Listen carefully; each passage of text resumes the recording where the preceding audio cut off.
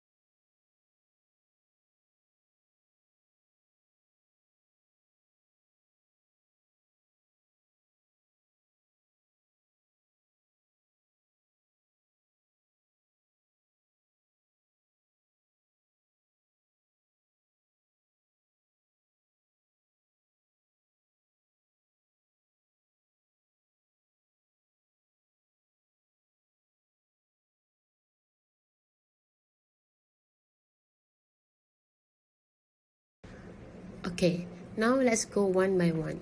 The pressure is the motivation behind fraud committing, and that can be either personal financial pressure or pressure from the superiors. Both the pressure give the motivation for committing the fraud. If the pressure remains unsolved by rational and legal means, the individual might go for irrational ways. When a person cannot see the apparent path of achieving personal or work goals by honest means, he or she may adopt dishonest alternative. Next, we go to opportunity. When pressure is present, employer looks for an opportunity for committing the fraud. It is when the person intends to deceive the company because he can see something is lacking within the company, such as no internal control.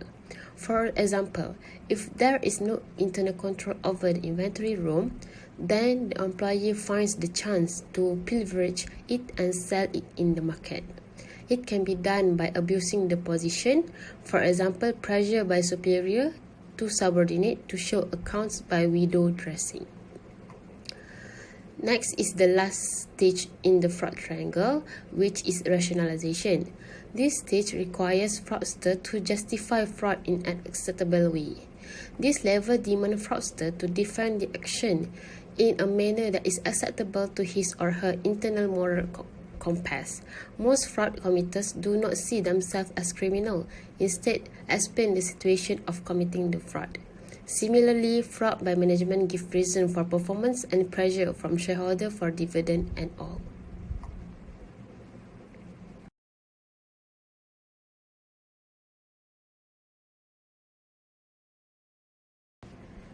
To relate this theory with the case, the pressure is we can say that the financial condition of the company is low, which their accrued liability because of the pension is really high, which can make the company is at loss. Then the opportunity is because the company itself has lack of internal control, where there is no authorization for the journal entries, and also the CEO himself is unethical, where we can smell that there is terms of bully happening in the company. Then for the rationalization, the fraudster thinks that the action is okay as long as their company is making profit.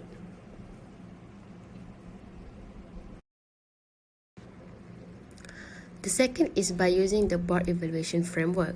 This is a tool that a growing number of boards are using to examine and improve their effectiveness in the board evaluation. Annual assessment have become the norm for boards in many countries, with nearly all listed companies in Canada, France, UK, and US conducting some of the assessment each year. Board evaluation provides a forum for directors to review and reinforce appropriate board and management roles and ensure that issues that may lie below the surface are identified and addressed promptly. In short, the evaluation gives the board an opportunity to identify and remove obstacles to have the better performance and to highlight the best practices in the company.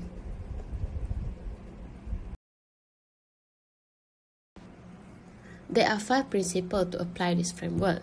The first one is the board has clear objective for the evaluation, where they coming to a shared agreement about what directors collectively want to accomplish through the assessment. That encourage board members to commit time to process and to provide the candid feedback that is essential to identifying and addressing potential roadblocks to a board effectiveness. The second one is a board leader is responsible for driving the process. Essential to a successful evaluation is having an independent board leader champion the assessment process. The independent board chair of the governance committee, or the lead independent director is in a position to drive the process, which involve the right people, ask for director's time, schedule time on the agenda to discuss on the result, and to ensure that the board follows up on the issues that emerge. While the CEO should be an integral part of the process, he or she should not be leading the board evaluation.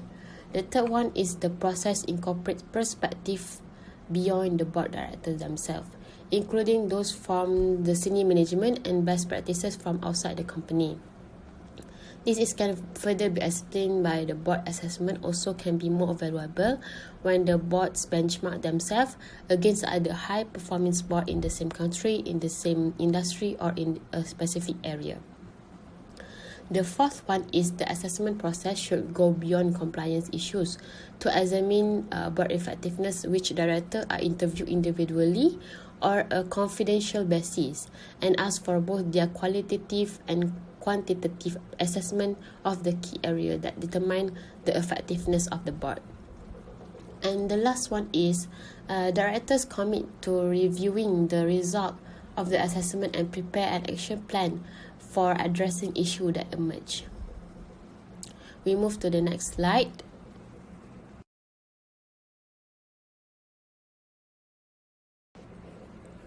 To relate with the case, I think it is a good practices in clearing the conflict arise among the board members. In this case, we can see that Okamoto realized that the other members is being bullied by the CEO, and some of the members team up to commit the fraud, Plus, they don't have the courage to report the unethical behavior as they might think that they are alone in this. Hence, it is a good way to show that this evaluation will be the supporting evidence for them to have the courage to report if there is any ethical behavior happen among the board members. That's all from me. Thank you for listening.